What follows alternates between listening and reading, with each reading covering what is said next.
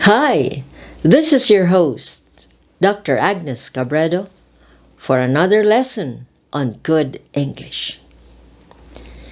Every day we speak English and we try to do, as if to say, do what the English do. Just like when you are in Rome, do what the Romans do. So we have to adapt to the way English speak their language. Okay, this is our second language, but we have to speak the way they'd like us to do. So we are very conscious about eliminating some of the redundant expressions that often crowd our speech. So redundancies are repetitions, which we have to avoid because this somehow spoils our language. So let's take note of this. Very often we hear it among us in conversation, both formally and informally. We hear the expression, repeat it again. It's all repetitious. So we say repeat it or again. Don't say both. All right? Okay. Say all right or okay. Color yellow. You don't have to say color. You just say yellow, green, or red. Also the expression, the reason why is because. No, the reason is that there's a traffic jam. Why are you late? The reason is that there was traffic jam. The reason is that, not the reason is because. Not unless. Just say unless. Irregardless, this is double negative. Ir is negative. Less is negative. So have just one. Regardless. Regardless. Despite of, you say despite the. Despite the. Free gift. You know a gift is always free. So we don't have to say that it is free. It's really a gift. So it is free. 8 a.m. in the morning, it's preferable to say 8 in the morning or 8 a.m. 8 in the morning or 8 a.m. 8 p.m. in the evening, we might say 8 in the evening or 8 p.m. 12 p.m. noon, 12 a.m. midnight, we just say noon or midnight. What about regarding about? Just say regarding or about. And very popular expression is, what is the moral lesson of this story? It's enough to say, what's the moral of the story? What's the moral of the story? A pleasant good morning. You just say, good morning. Because good means pleasant. So you don't have to repeat it. Just say, good morning. If in case, just say, in case. Now, we are also familiar with Filipinoism. You see, there are expressions which we have popularized among us, but which need not be brought by us when we go abroad, because this will not be understood. When you use these expressions, which is true to Philippine setting, popularized by Filipinos, used by Filipinos, don't attempt to be understood in the States if you use these expressions. So, we have to minimize or eliminate totally Filipinoism. Like the expression, I'll go ahead. I'll go ahead. Say, I'll see you there, or see you tomorrow, or good night. I'll see you back in the office, or goodbye. You can use the expression, I'll go ahead, if you also say something else that you will do later. I'll go ahead and write my letter. I'll go ahead and report this to the principal.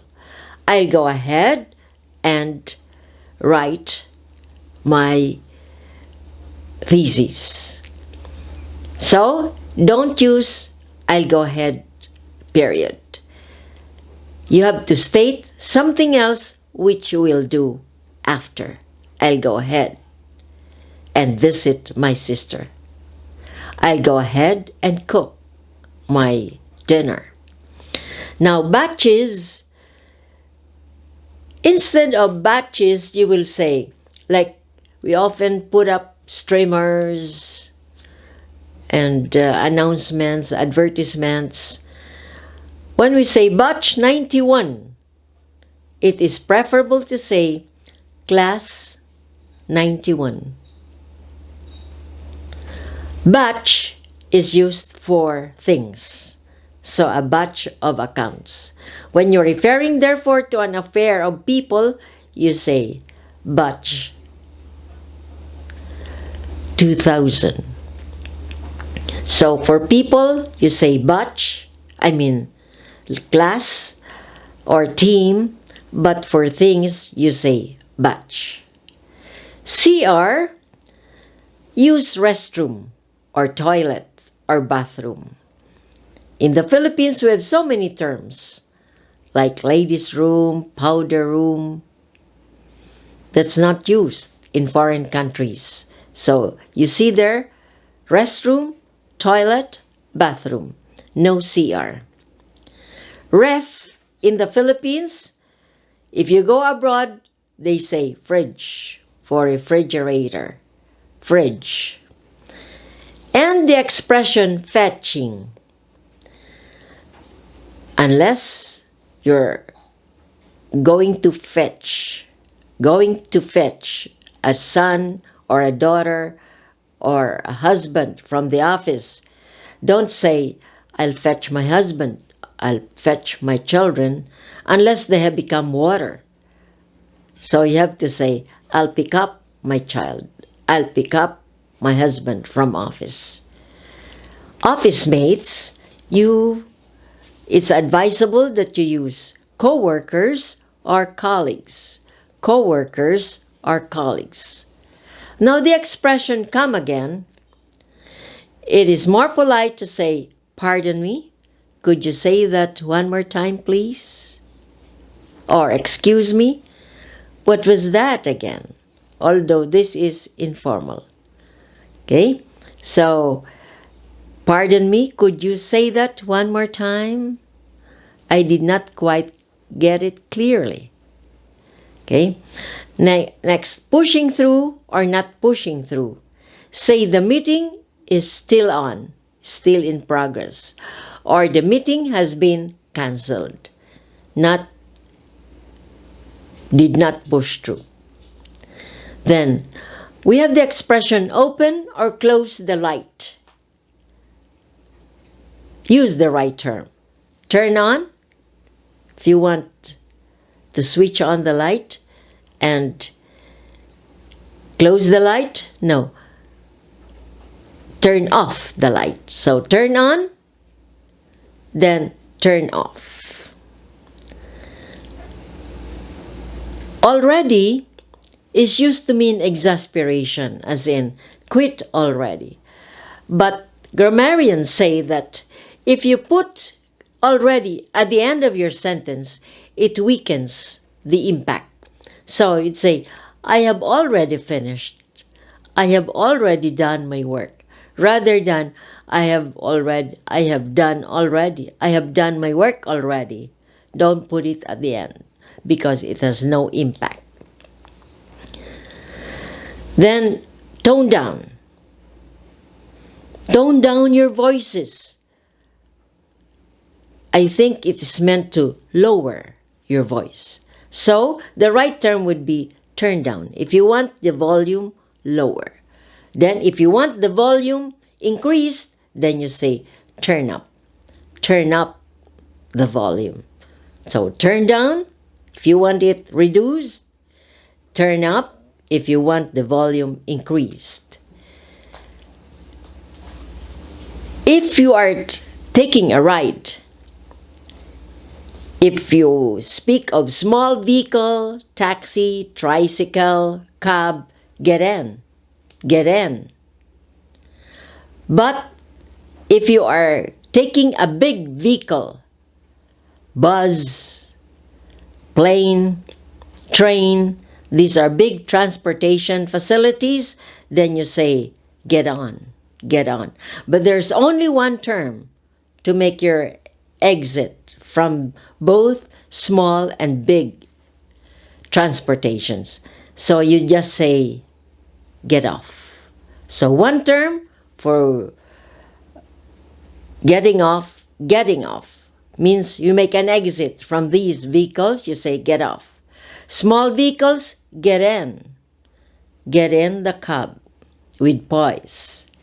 Get off with poise too. So you remember that when you go down the plane, there is a ramp. So it is sometimes our habit to say go down the plane. And also bus has steps, go down the bus. And the train has also steps going to the platform. So we say go down the train. No, one term is get off. Get off the plane, get off the train, get off the bus, get off the jeepney, get off the taxi, get off the cab. For a while, please hold. Okay?